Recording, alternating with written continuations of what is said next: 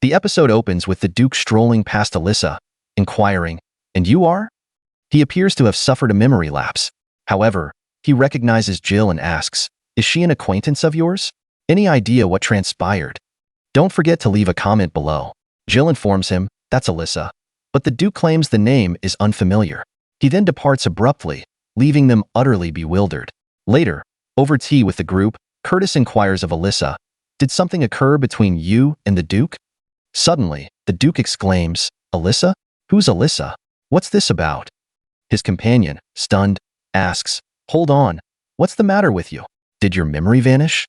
No one grasps the situation. Utter confusion reigns. The scene changes to Alyssa readying herself for a trial at the castle, summoned by the Duke. Though baffled, Alyssa resolves to attend and personally demonstrate her innocence.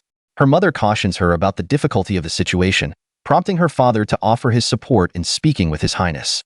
Upon arrival, her father enters through one entrance while Alyssa proceeds elsewhere.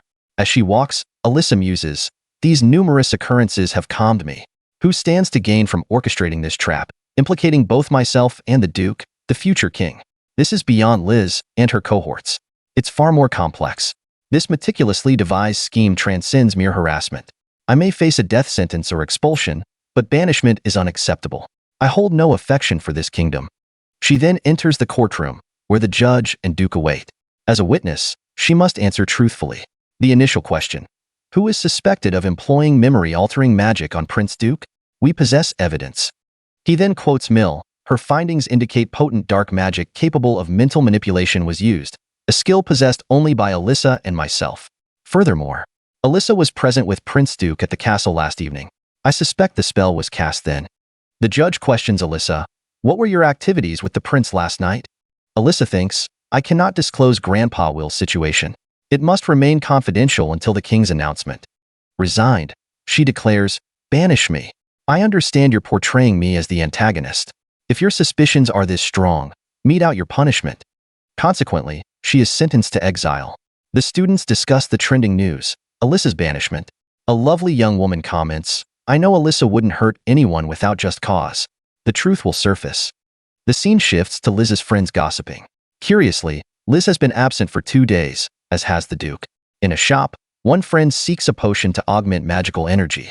The shopkeeper denies its existence, suggesting, "If you're feeling remorseful, perhaps these roses can convey your apologies." The narrative jumps to Grandpa Will, informed of Alyssa's exile. Jill laments, "I'm equally perplexed. I offered to accompany her, but she flatly refused." Will replies, "That was the prince's decree. It's unalterable." However, this clarifies other matters. Alyssa confronts Liz. "What brings you here?" she asks. Liz responds, "You know full well. I refuse to watch my rival ensnared without intervening. Ark's news today shocked me. Since then, I've honed my enchanting magic while you face exile, fully engrossed, but I'll uncover the perpetrator. I won't let whoever cursed the Duke escape justice. My enchanting magic is now mastered. I'll force a confession." Alyssa reveals, "I know the culprit. It's the Duke.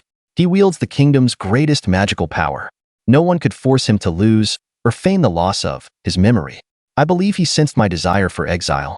Will observes, "No one can bewitch the Duke. Even before her arrival in Lojwana, he visited, requesting her protection. He's paving her desired path. That explains his actions. But this time, many are involved. I'm certain Alyssa has grasped this, even without full comprehension." Alyssa states, "Upon reaching Laval, I'll learn why the wolf journeyed here." Liz counters, "Are you implying the Duke banished you out of love? He confessed recently. Why flee from his affection? Love is precious. Vague responses might be easier, but ignoring his feelings while he loves you enough to orchestrate your exile, only a villain would act so cruelly." Alyssa thinks, "I don't wish to become the villain Liz describes."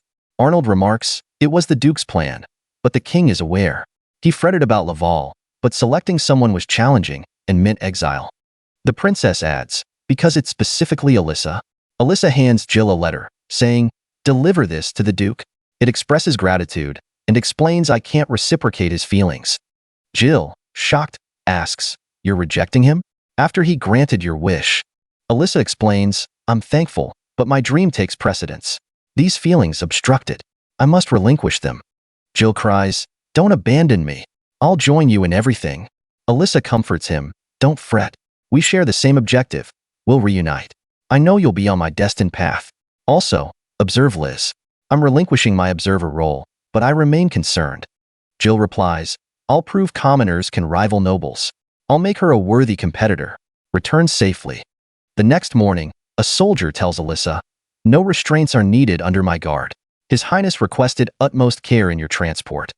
Arnold tells her, there's still time. You needn't go. You could hide within our region. Alyssa apologizes for the worry but states, this is my way. Her mother assures her, you'll be fine. I have faith. En route to Laval, Alyssa wonders, has Lawana been liberated? The carriage halts. The Duke appears. Meanwhile, Liz tells Grandpa Will, I can wield water magic. I'll assist the prince. Emile adds, he teleported instantly. I wish to see her one last time, but he forbade it. Will notes, he fulfilled his princely duty, enduring patiently like a man enamored. The Duke apologizes to Alyssa, this was the only safe passage I could devise. But I'll never forget you. Alyssa replies, I've single-mindedly pursued my dream, dedicating myself entirely. It's a dream achievable no other way. I have no room for love. Love and romance alone sustain no one. Use your strength to remind me that dreams and ambitions demand struggle. No apologies are necessary. You've bestowed a gift, the prince's favor. Await me. Upon our reunion, I'll be a villain capable of even greater enchantment. Arnold asks, why only Alyssa? Alyssa's mother answers, it's destiny. It blossomed briefly when Alyssa was 7. I preserved it. She's grown tremendously. It's fate. Astonished, Arnold exclaims, you never mentioned this. She replies, could you have supported her unconditionally knowing this? If encouragement was all I could offer, respecting her wishes was the least I could do. Hook tells Alyssa, I'll retrieve you. Endure until then. This will be my first letter from you. It's getting framed. Jill adds, don't discard it after it's delivered. Finally, Alyssa is in a cell. The guard informs her, label lies just beyond. Alyssa reflects, ironically, exile leads me to the true path. Regardless, I'll confront any hardship, for I'll become a villain etched in history. Thus concludes this anime's final episode. Anticipate the new season. If you enjoyed the video, subscribe and activate notifications for our latest content.